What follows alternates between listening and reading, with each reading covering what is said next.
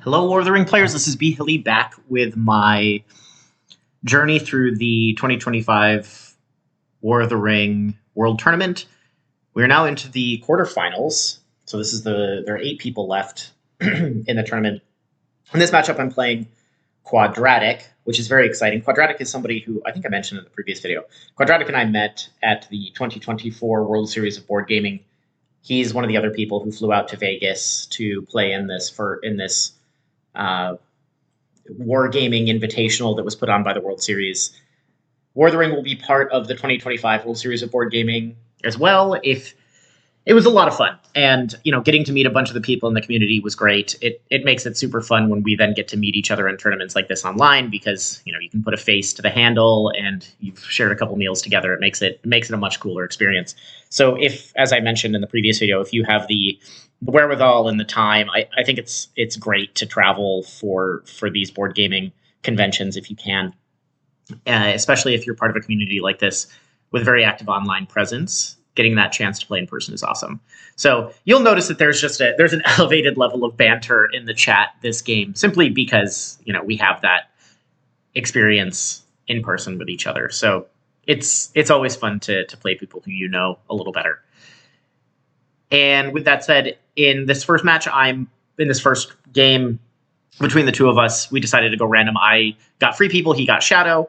No balancing, of course, because those are the tournament rules. If we get to a game 3, we'll bid as is appropriate. So I start with Through a Day and a Night and Treebeard. Neither playable. Not really the cards that I would choose to start with, but it's what I got. So I say not too good luck, but not too much luck, just like a normal amount of luck. And then he mentioned that his last 3 games of Shadow, he's allocated 0 eyes and rolled 0. So he allocates 0, gets 2, fine, but only gets 1 muster, which, when you're playing free people, you're always happy to see only 1 muster. So I roll this, and if I had a way to separate with Palantir, if I had Fear Fire Foes or Book of Mizarble, I'm absolutely getting Aragorn here. My standing rules for myself, there's a little decision tree, right? If the Shadow player has 3 or more eyes, and I can crown with a ring, I'll do it. If the Shadow player has 2 eyes and I can crown without a ring, I will always do it. If the Shadow player has 2 eyes and only 1 muster, and it takes a ring to crown, I won't do it. So, all of which is to say, I thought about this a lot, and I considered violating my own standing rules, because I think Aragorn games are really fun. And candidly, I think when you get to this level of play, when you get this deep in a tournament, people's Shadow game is so good against a free people sprint that I think the free people is disadvantaged probably more than the 46-54 would indicate. We need to do a little bit more looking into the stats. But if I remember from the old spreadsheet, if when it's top players like playing each other, top 30, I think, playing each other, the win rate for Shadow goes above 60%. And so I think it's good to throw wrinkles in the game of making people play against, just making Shadow players play against something they have less experience playing against. Every good Shadow player, everybody who's getting this deep into the tournament, has played 100 games or more against a free people sprint, right? And given that people have played that much against free people sprint, I think it's good to throw a wrinkle in, right? They just have less experience playing in an Aragorn game. And so I think, a huge part of winning as free people is upsetting the Shadow strategy in some way, right? Like taking chunks out of a highly efficient play. And against an Aragorn game, they're likely to just be less efficient in general, because they're just not as practiced at it. So I really consider it. And then, if he had rolled 2 musters here, I would have crowned Aragorn. But because he only rolled the 1 muster, I didn't want to give him a minion turn 1 if I didn't have to. So I decided that, 3 moves against 2 eyes is not bad. So I think about it a while, but I end up go ahead and I move the Fellowship. And yeah, he said he was rooting for it, and yeah, so we talk about it a little bit. So I moved the Fellowship a second time. Safe again, that's great. And Yeah, I mean, oftentimes if you know your opponent is getting a minion round one, you're happy to be hit at some point, hopefully not revealed. But given that I know my opponent is not going to get a minion this round, I'm very happy to have not been hit in those first two moves, because I'm not in a real hurry to kill Gandalf yet. And so I go ahead and move a third time. And he misses again. So, excuse me. He rolled a 5, the first move a 4, the second move and a third, and 3, the third move. So he was off by 1 every time. Kind of a bummer if you're Shadow. But great if you're the Free People player. So he musters Isengard to war. I think in these situations, I will often muster Sauron to war if I only have one muster die. Because there's a real risk that turn 2 you roll 0 musters, and then you cannot attack with Sauron units. And that always feels horrible. But it's also reasonable to just say, look, if I'm only going to roll 1 muster next turn, I want to make sure that I can get my extra die. I think all of those, either is a reasonable choice. It just depends on how fast your armies are moving. I think he got enough attacks this turn that I probably would have done Sauron, but so I draw a card. I now have a playable card, which is great. Especially, okay, so this is actually relevant. If he knew he was going to go do line, then I really think he should have mustered Sauron to war. Because as soon as you commit to do line, like he just did here, if you don't roll a muster this turn, or let's say you only roll 1, like if you roll 2 musters, it's easy. But if you roll 0, that feels bad because you've now committed to a direction and you can't actually press it forward. And if you only roll 1, are you going to get Saruman and get the extra die, or are you going to put Sauron to war so you can actually put Woodland Realm under siege? So I think if that was his plan, then Sauron to war would have made more sense. Okay, I get Dead Men. Now that I've got Dead Men, it does feel like the game was really telling me I should have crowned Strider, but also or crowned Aragorn. But given that I moved 3 times without being hit, it felt fine that I had not crowned him. So my opponent rolls a bunch of eyes, does get 2 musters. So I don't have to make a ton of hard choices. And I am pretty, I'm happy with this roll. This 2 moves and 2 H dice when I know, like, even if I kill Gandalf, I'm not going to get Gandalf the White. No hurry to get a Will of the West at this point. So I move, I finally get hit, and it's a 3. Perfect, right? This is exactly what I'm looking for. I know Saruman's coming into play this turn, so I do want to kill Gandalf at this point. A 3 is a perfect tile to kill him too. So happy to see that. We joke about randoming. Silly. Okay, so then when he moves Sauron to war, I go ahead and move to block Old Forest Road. I know that there's some people will only make this move if they have a Scouts. I think because I had Power of Tom Bombadil in hand and Kindred of Glorfindel, I figured I'd take my shot with an advantageous position, keeping that unit in Old Forest Road alive with Kindred, and then, could maybe surprise my opponent with a mustering of the North with a Palantir at some point in the future. Maybe, we get down to next turn, we get down to like my opponent having a muster left and I have a Palantir left, and they were comfortable doing that because they didn't feel like they had to attack Dale, right? Like if I have the North 1 step away from war, they feel like they don't have to attack Dale because I don't have a muster showing. You can use Power of Tom Bombadil in that case to bring the North all the way to war and then get a muster at the beginning of the next turn. Anyway, that's like maybe a little overthinking it, but that is part of the calculus for getting in the way here. Another reasonable play defending here is to play a Confusion and just maybe get lucky and wipe out 3 or 4 units and protect the Dew line by just simply destroying that Dol Guldur army with some good luck on a Confusion play. So anyway, I do the standard army shuffle. My opponent keeps moving armies, moves out to Umbar. They're bringing these 2 large armies towards the Dew line. So, it does feel like the Dew line's in trouble. That's a lot of commitment. That's the main Mordor army and the Dol Guldur army committed to the Dew line. But I still feel like I have to come up with a defense plan then, because it limits other places that Shadow can put under threat. But by committing both of these armies to the Dew line, right? Like now you have no pressure on Lorien, for example, which the Dol Guldur army can typically do. But I'm trying to figure out how am I going to build some defense in the dew line at this point. So I move again, get hit again. It's another 3, and I go ahead and take a random. I know some people like to just take that damage. As we've talked about in previous videos, I think a common mistake is to, 1, not move enough, and 2, not be aggressive enough in taking companion casualties, right? Like, you actually don't want to get to Mordor with 6 companions in the Fellowship. That isn't good, because then your opponent can just load up eyes. And, either spreading those companions around the map with separations or taking randoms against 3s. I mean, it's very rare that I won't take a random against a 3. There are circumstances in which I wouldn't, but even if it's the first tile drawn, and I mean, if Gandalf is out, right? That's conditional upon Gandalf being out. But if I draw 3, I'll almost always take a random. Now, if I'm holding like,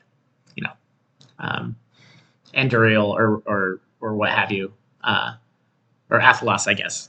If I'm holding Athelas, I won't take a random to a 3 because I plan to use Athelas to heal those 3 corruption points. But in this case, right, like, Fellowship's still unrevealed, step 5. If I get Strider here, it's not great, but it's also not terrible. I'm well on my way to Mordor. It's a very efficient loss. And then, anytime I pull a 2, I don't feel like I have to not take a random against a 2, and so I can get closer to Gollum, right? So it's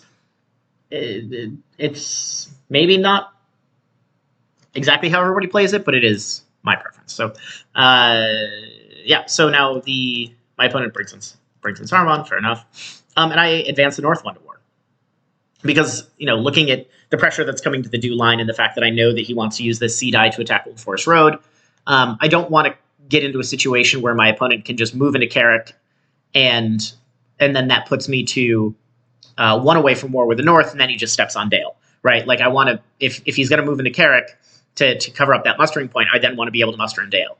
So I'm trying to create some ability to defend in the north by mustering the north down. So he attacks, and yep, so exactly what I'd planned, right? Like, he attacks into Old Forest Road, I play my advantageous position. It's far less likely that my opponent rolls a 6 on these 5 combat dice than they roll at least 1 5. But he rolls a 6 anyway, fine. Not unexpected, but I was going to have to discard a card anyway, and it probably would have been Kindred. So, and speaking of which, there's Athelas. I forgot to do that at this point in the game. So now I get 3 moves here, which is good. And Fast Fellowship is good. But I'm really at this point looking for a Will of the West. I would like to get Gandalf into the game.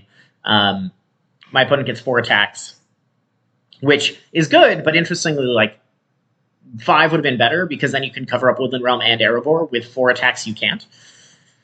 I get my 1 muster. It's good that I got a muster here. Without a muster, I wouldn't have been able to do... Like, he would have been able to just put pressure on... He would have just been able to wipe out the north without me rolling a muster here, so I'm happy to see that, of course. So I start by just moving, because I know I'm going to, so might as well do it. And then my opponent attacks Dale, which, yeah, right? Like, I suspect my opponent would have covered up Carrick here, if not for the fact that I had mustered down the north to try to cause exactly this kind of an attack. So a classic place to play Confusion. My opponent gets the hit, but I also get 2 back, which is great. Because now that army can't take Woodland Realm anymore, right? That army in Old Forest Road is no longer even close to big enough to take Woodland Realm. And he also wants to cover up Carrick, so I know now that I can go ahead and muster into Carrick, and I'm surprised he doesn't immediately attack Carrick here, but the reason is because he has Shadow's Gather. So he's bringing this army up to Dale, and Erebor without that extra regular in it looks really juicy. One of the things that I considered with the H-die last turn was actually moving from Iron Hills into Erebor rather than Edoras into Westamnet. But, I figured I had time. I'd have at least until turn 4 until Erebor was under threat, but because of Shadow's Gather, not the case. You can't play around every card in the deck, and I certainly wasn't going to play around one card in this case because there's only been 4 strategy cards drawn out of a 24 card deck. But this I definitely would have used the H to fill Erebor last turn if I knew my opponent had Shadow's Gather. So I pass, and my opponent brings in the Witch King. Can do that now that the North is at war, and he goes ahead and attacks Erebor. I think classically people would take Woodland Realm out here or go to cover up Carrick. The other thing you can do with that army is like shuffle over to Old Forest Road, kill Carrick, put Woodland Realm under siege. There's actually it's good to go after. It's maybe good to go after Erebor here as well. The reason being, like, if you put the dwarves to war, where else are you going to muster? Out in Ered Luin? No, right? Whereas if you take Woodland Realm and you press that down, like now the free people can muster in Rivendell and in Lorien. So there is definitely benefit to taking Erebor like this, because then you're not, turning on the ability for the free people to muster in those elven strongholds by pressing down Woodland Realm. However, by making this choice, he also left Carrick open. Now, I don't have any more musters to do anything about that, but any open mustering point like this can create a potential headache. Okay, so I go ahead and move. My opponent hits me, and that's actually a real bummer because a hit there, not super likely, but I've also been very lucky in the hunt so far. But a hunt hit is about 50-50. And then even if it is a hit, there were 5 non-revealing tiles left. And 4 or 9 tiles that would reveal. So, about a 30% chance of being revealed here on this move. And it's a big deal because I still don't have my 5th die. And if I don't get revealed here, I get to an 8th step. And at an 8th step, when you're only 2 out of Mordor, you're basically guaranteed to make Mordor the next turn. Not guaranteed, but you're super likely to make Mordor the next turn. So getting hit here really cost me a whole turn of getting into Mordor, I suspect. I get a 2, fine, on the redraw from Moria. And then my opponent goes ahead and attacks Erebor. I play Confusion. My opponent plays Era Terrible and just rolls 3 6s. Seems good. Sieges are easy if you just roll lots of 6s. I get 3 back because of Confusion. So the dwarves fought great, but Shadow rolled too well on that first round. So Erebor is definitely dead. Presses. I play an advantageous position. Why? I'm not really sure. I think probably I should have held that card, but I didn't. But I am happy to see a New Powers Rising come out, played as a combat card. A New Powers Rising is obviously great for its text effect to recruit into Orthanc and the Dunlending territories. But he played it here because he felt like he really wanted to press down Erebor before I had a chance to play Dane, which now he knows I don't have because I played this advantageous position. But I understand the desire to really finish this siege, especially with no extra elites left. And he does get his 1/6 that he needed. I get 2 hits back. So, the dwarves died a little easier than I would have liked to see, especially given the cards that Shadow played. Like, it wasn't super likely to lose in just 2 rounds of combat against a They Are Terrible and a Great Host. But I did. And so now I think, what would you do here? I think what I did was maybe a little bit surprising, because I think the classic play is to use that sea die to hide and then hope that you roll 2 moves and don't get revealed and get into Mordor next turn. But I did something a little different, which was because I now have a mustering point in Iron Hills, and because I have a mustering point in Carrick, I decided to do this. And so I've just put my opponent in quite a bind. I think by using a ring here to turn the C into an H and take Dale. Now I'm forcing my opponent to attack Dale if they want to get rid of that mustering point, which means I can then muster in Iron Hills. Or they can cover up Iron Hills and Carrick, which allows me to muster in Dale. If they do either of those two things, if I roll an H die next turn, I can move this northern unit in Western Mirkwood into Woodland Realm because the North is now at war. So, my opponent really they either have to move from Old Forest Road into Woodland Realm to stop me from reinforcing Woodland Realm at the beginning of next turn.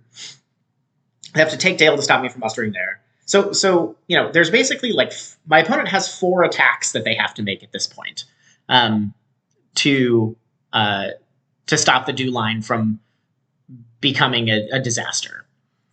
And anytime that you can force Shadow to be spending action dice chasing armies around the board or covering up mustering points like this instead of getting victory points, that's a good thing to be doing. Now, was this worth a ring and not hiding? I think so. And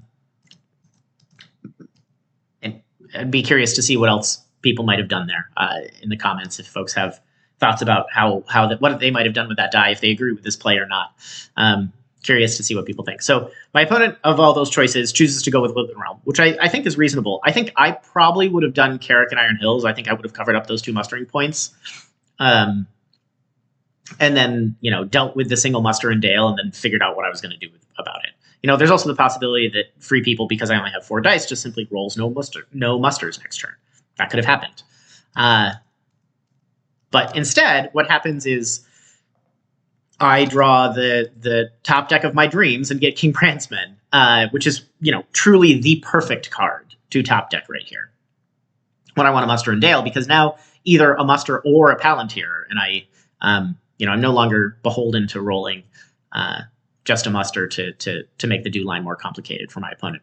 Now a Palantir makes the Dew line more complicated for my opponent. Okay, so my opponent allocates an I because I have to. And yeah, so I get a Palantir, I get an H die, and I get 2 C dice. So again, would have loved a will to get a 5th die, but all things considered, this is a good roll for what I wanted to accomplish this turn.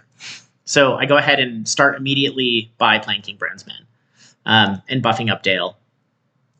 Oh, we noticed that we accidentally discarded the ring. And yeah, so now, what a goddamn mess. Yeah, I mean, at this point, the what I had really hoped to do with the Dew line and create as much of a mess as possible to force out a lot of attacks has happened. And my opponent is now trying to figure out what to do. So he moves over into, so one of the things about my opponent's role here is that those 2 musters are actually highly valuable because he can bring the South Rounds and Easterlings to war. And he really needs that South Rune and North Rune army stacks involved to clean up this mess in the Dew line.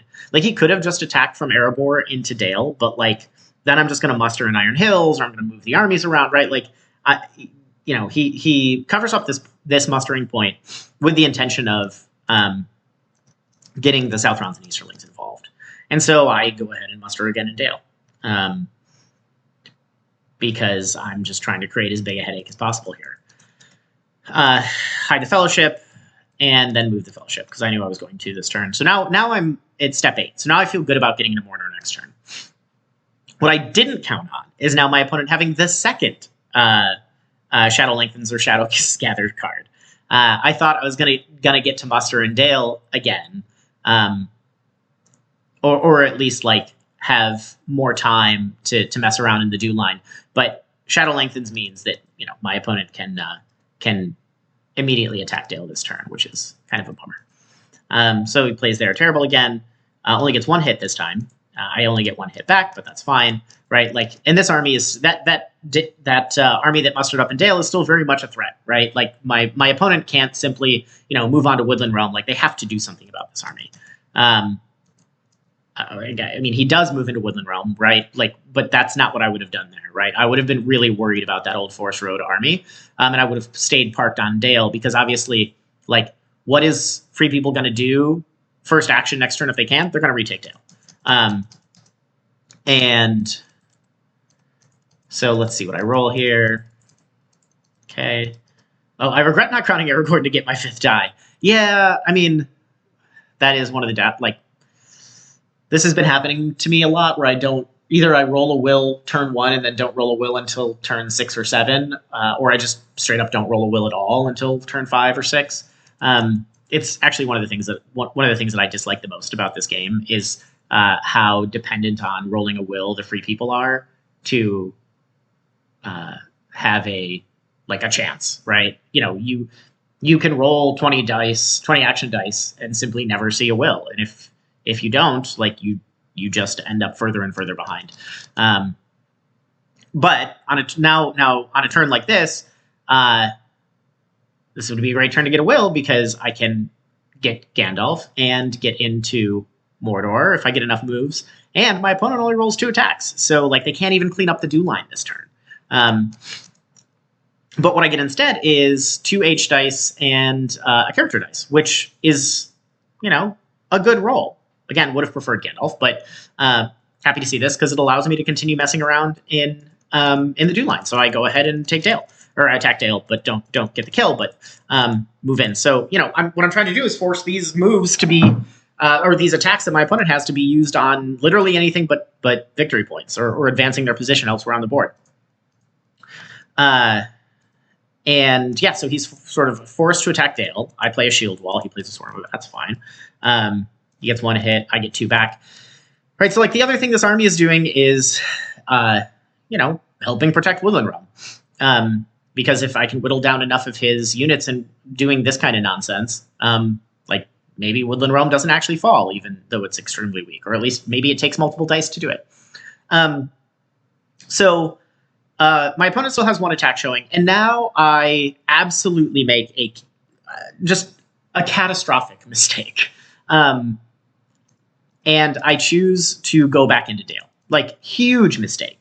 And the reason is I only have 3 dice left. And I think, I don't know what I was thinking. In my mind, I must have thought that, like, surely it's turn 5, I must have 5 dice. By now I have enough actions left to get to Mordor. But no, I've only left myself with 2 dice, and I have to make 2 moves. And that means that I'm relying on not getting revealed on my first move, and I'm relying on my opponent not having any of the 3 tile drawing cards, Nazgul Search, Nazgul Strike, and Cruel Weather. So there are 6 cards in the deck, and he's drawn, 7 out of 17? So, like, he certainly has one of those 6 cards that can now potentially disrupt me getting to Mordor this turn. So, yeah, this is just such a bad play to go back to Dale here rather than moving the Fellowship. I don't know what I was thinking. He attacks into Dale, wipes out the army.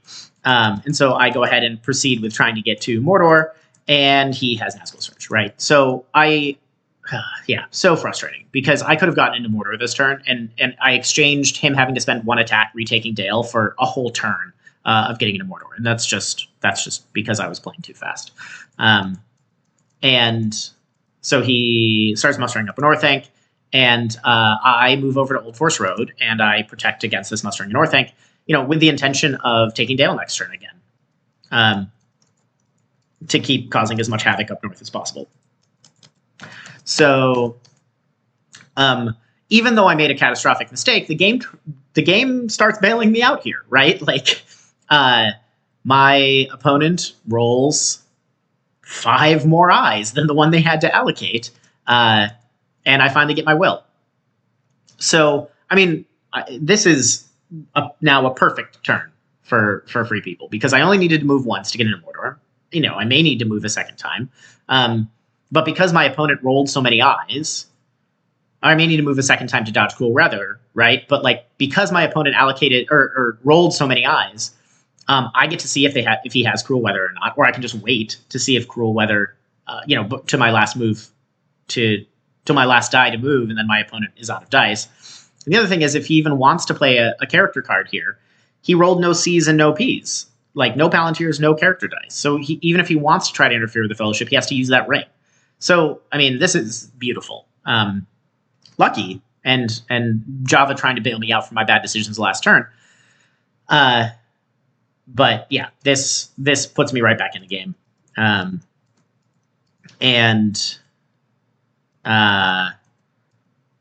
Yeah, so we talked about how Nazgul Search Play was probably a game-winning card, but now this is probably a game-winning roll. So he goes after Woodland Realm here, plays a Deadly Strife, just blows it up. And I hide the Fellowship. Or no, I threatened Dol Guldur. Oh, I forgot about this. This was fun. So I threaten Dol Guldur, and I move out to South Ithilien.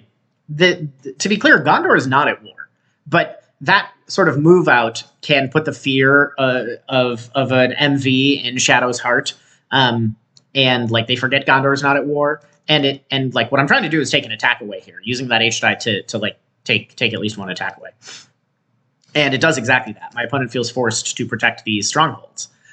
So I was really planning to take Dale with that unit from Old Forest Road, but because attacking one-on-one into a fortification like that, there's a 33% chance your opponent rolls a hit on the first round, and if they do, then like you're not favored to take it anymore, right? Because it's just, if I had 2 units in Old Forest Road, if I had 2 regulars in Old Forest Road, I would have been more likely to attack. But just having the 1 elite, I didn't feel good about attacking into Dale, and so given that it wasn't super likely I would take Dale, I decided to keep that unit active and available to cause problems and put some pressure on Dol Guldur to try to force exactly this.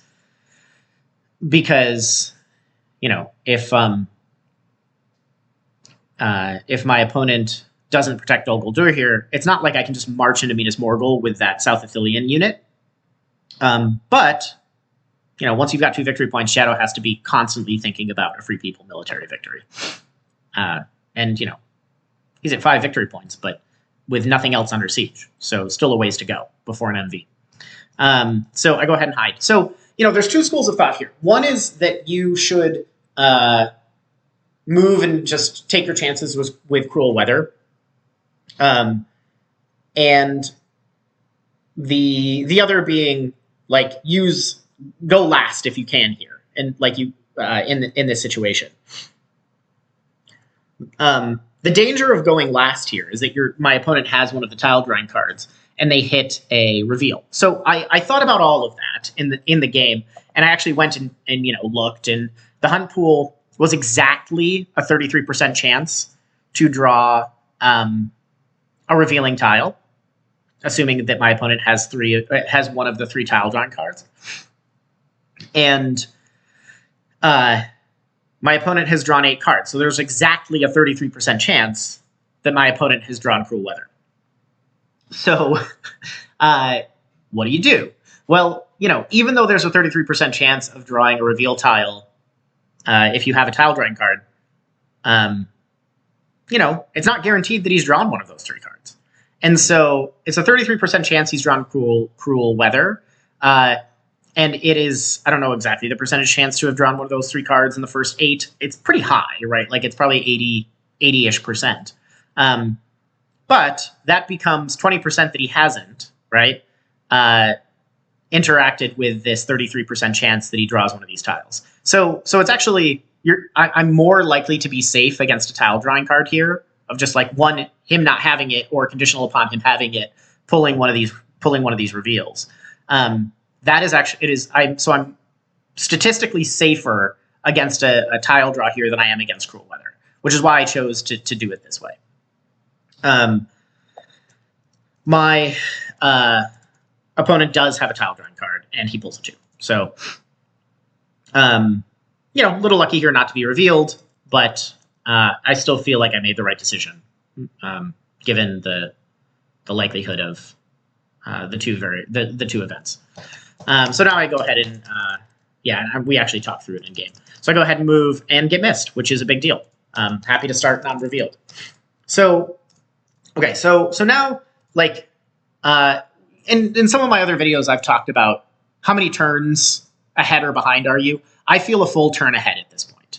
Because my opponent rolled so many eyes last turn and has moved out of Umbar, so it makes it look like my opponent does not have Corsairs. Corsairs is one of the cards that could rapidly accelerate my opponent to maybe winning in 1 turn rather than 2, or getting a military victory in 1 turn rather than 2. One of the other cards that can rapidly accelerate, victory points is a new Powers Rising, but that's already been played. So and all of the Shadow Lengthens and Shadow Gathers cards have been played. So I feel really confident that I've got 2 turns to dunk here. And I feel like that's pretty likely because in the hunt pool, we have no red tiles, a bunch of reveals, but no red tiles. I have still effective -4 corruption, and I have Athelos in hand. And I'm not revealed. And so all I need to do is move 5 spaces. I've got Strider around to hide, and I don't feel like I'm going to have to take randoms because I have Athelos.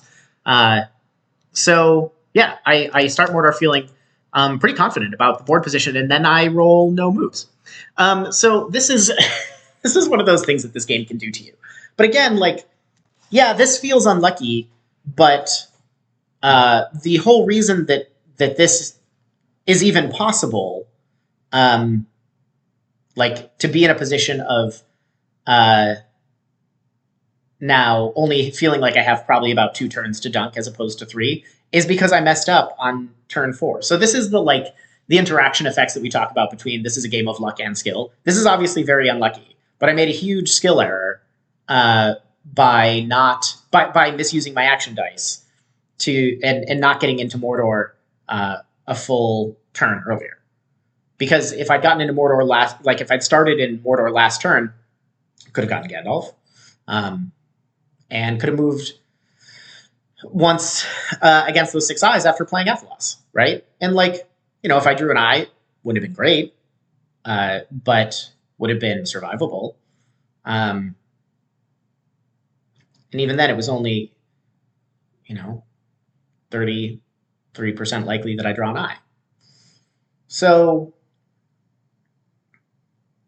yeah, this isn't great. This roll is not good. But I still have rings left, and I could be several steps towards dunking the ring already at the start of this turn if I played better. Okay, so yeah, so much for being ahead. But I've got these. I can play Athelos. I get 3 from Athelos. That's great. My opponent sticks a red tile in. I stick a blue tile in, and my opponent has some big thinks. And so part of spending as much effort on the do line as we did is I never mustered Gondor. I actually think there's no reason I would have. All of my musters were spent, I would argue, very effectively in buying more time against Shadow up in the do line. So there was just never an available die to muster Gondor. And that means that because I've spread out with this South Athelian army, and that Minas Tirith is going to be slightly underfilled, but that's all part of the choices that I made. So I get all my blue tiles in, seems good. My opponent puts Minas Tirith under siege. The other thing that's nice about my opponent using the ring on the tile drawing card is he had no way to move Nazgul around this turn. Now, of course, I'm going to give him a ring, but you'll notice that I wait until the very end to give him a ring, and that's very intentional. I didn't want him to just fly the Witch King somewhere and start cycling. So I'm waiting until my very last die to move. Well, I think about moving here, actually, so in case I need to use the last die to hide. And I end up deciding to muster into Pelargir, specifically because, I'm looking at the board. Minas Tirith is probably dead, Helm's Deep is probably dead, which means the game could come down to defending Pelargir or defending Edoras. So I decide to muster in Pelargir here. The other thing I considered doing was South Athelian to West Horondor to do some more military shenaniganry. And then the this north unit in Eastern Mirkwood over to Northern Ravanian to potentially attack Dale. But the reason I decided not to do that is that like that is entirely countered then by one die of like moving near Harad to Umbar and Woodland Realm to Dale. And I valued the muster in Pelargir, again, thinking about, what's the most likely end condition, like what my opponent would need to do to win next turn.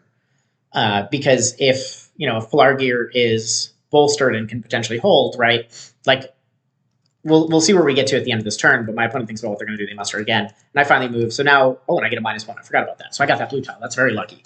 And so now my opponent's going to fly Nazgul around. So if we look at the board state here, the reason for mustering Pelargir is like, that North Athelian army could, of course, meet up with the Witch King army.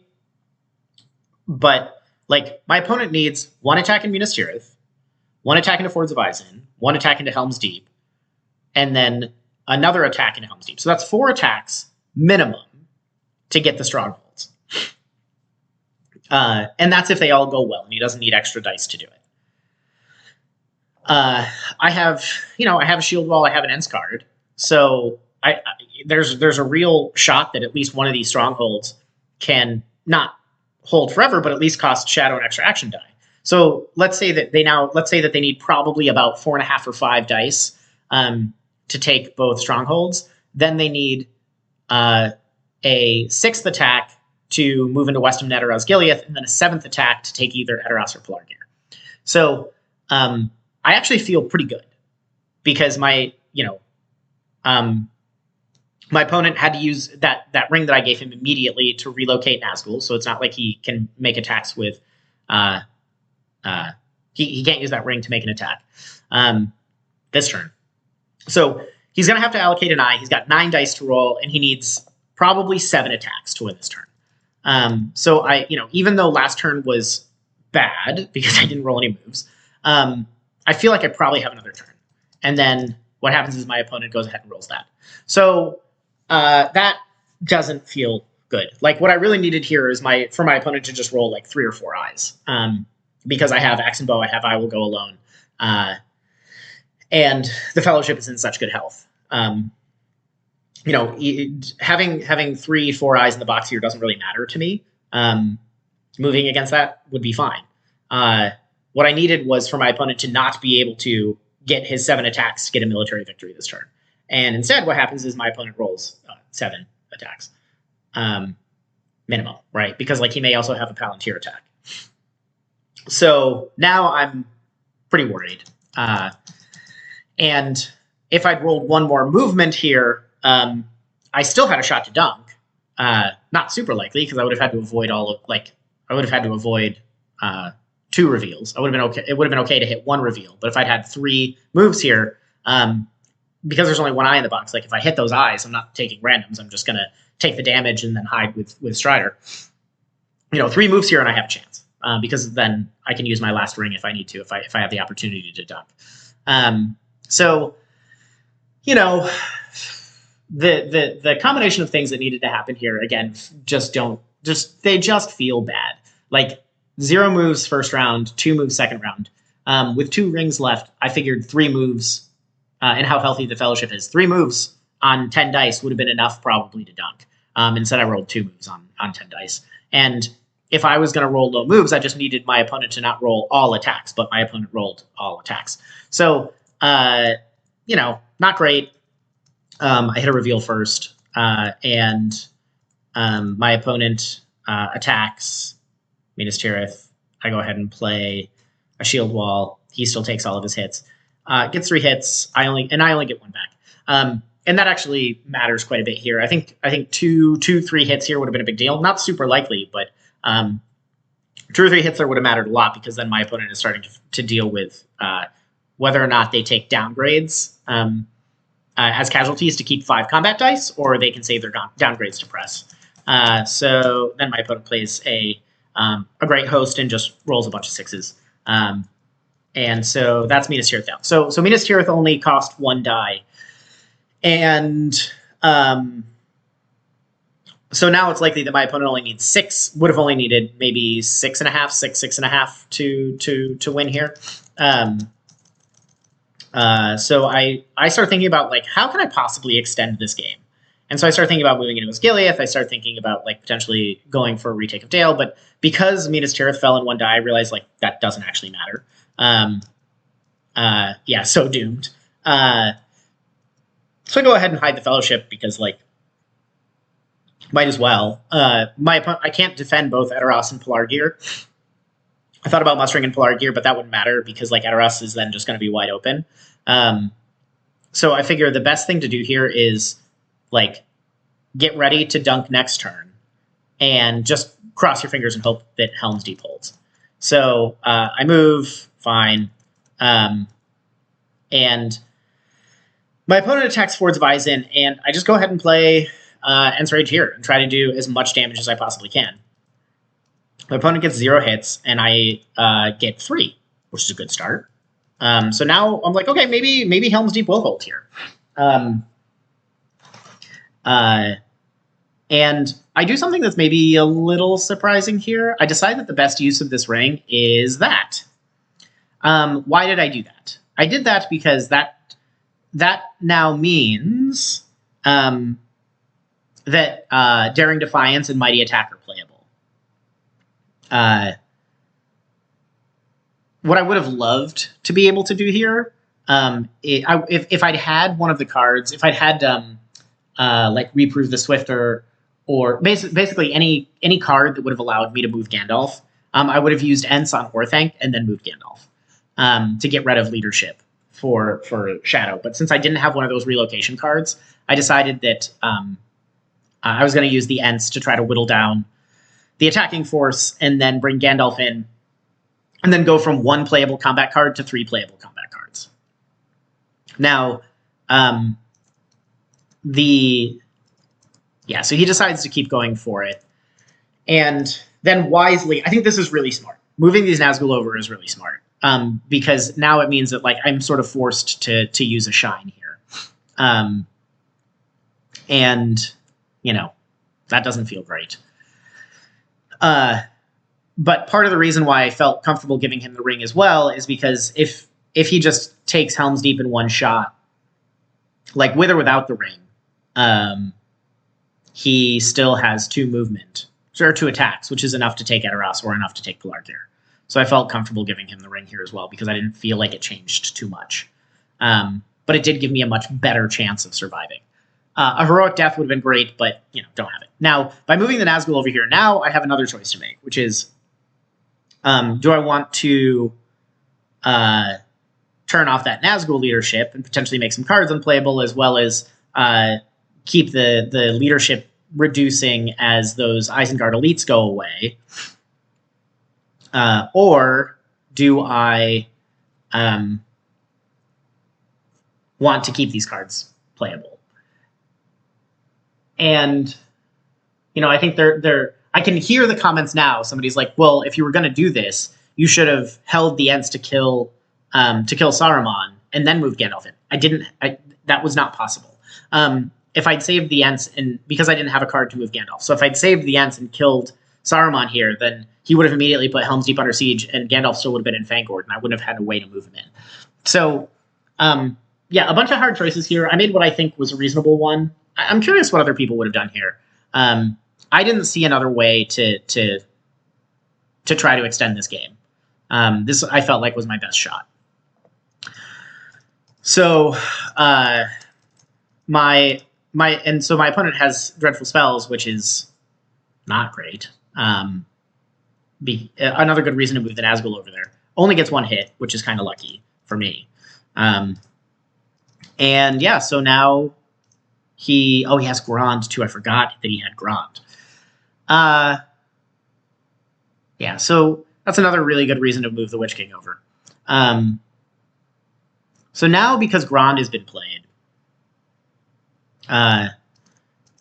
I was kind of assuming he had one by this point because I hadn't seen either of them yet. And because Grond is played, I do feel like I have to shine now. Like, if he'd just been attacking normally without Grond or without fighting Uruk-hai, I would have not shined. I would have kept Gandalf's leadership to be used for Mighty Attack and Daring Defiance. But because he now has 3 free presses, it just it all just feels bad. I don't know. Maybe it was right to not shine here. I do decide to shine. I still think about it a little bit. I do decide to shine. I assume that the first card, the thing that was going through my mind is I was deciding whether to shine or not. I'm like, the first card is definitely going to be a We Come to Kill. We haven't seen any of the forward recruitment or We Come to Kills yet. So I'm just like, he's got to have one, and he's going to use it to get these 5 extra die rolls. So I was really contemplating not shining so I could play Daring Defiance to cancel the We Come to Kill. And, maybe I should have, but I decide, no, I just need to make... he didn't have any C cards left, so it's not like I was canceling Nazgul leadership. Maybe not shining was the correct move here. In hindsight, it probably was correct not to shine and have 3 playable cards instead of 1 playable card. But I do decide to shine and just hope to get a whole bunch of hits and start to cancel out Isengard Elite leadership that way. Because I have no quarters, so I know I'm gonna get some hits. And so my opponent plays a We Come to Kill. He gets 2 hits. I get 4, which is a good start because that means I've now taken away some We Come to Kill rolls. But he just rolls 3. So that's it. This was a very close game. This was a cool game. I liked this a lot. I had a lot of fun playing it. I think I played pretty well, other than that one sort of catastrophic mistake of that kept me out of Mordor a whole extra turn. But yeah, well played to Quadratic. This was a fun match, and I am hoping to get my revenge as Shadow. We're playing again, I think, tomorrow on the 24th. And yeah, so on the 24th we'll find out if we're going to have a game 3 or if Quadratic is moving on to the semifinals. For either of us, I think it would be our first trip to semifinals. So. Excited for either of us. Obviously, I would like to win and keep advancing in the tournament, but Quadratic's a great guy, and if he takes it tomorrow, I wish him. I hope he takes the whole thing.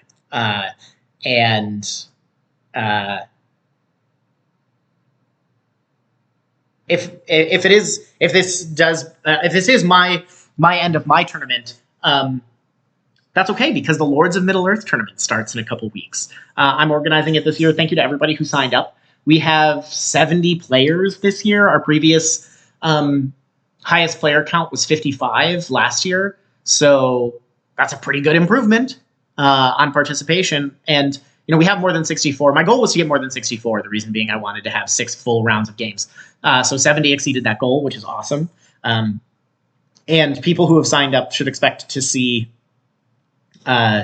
some communication from me in the Discord in the coming days. And one thing I do plan to do in the next 2 weeks is play a few Loam games with people, some people who are experienced at Loam, so that I can do some recordings and talk about it, and try to get some friendly matches in with the people who are rookies to the Loam tournament. I think we have 23 people who've never played in the Loam tournament before participating. And I think we also have 15-ish people who are brand new to the Discord server who joined the Discord server just to play in this tournament, which is awesome. And I hope that they stick around and join this awesome crew of people who love this game and get to every once in a while get together in person, like me and Quadratic, and play this awesome #1 ranked war game on Boardgame Geek. Okay, everybody, thanks for watching. If you made it this far, I'll see you all soon.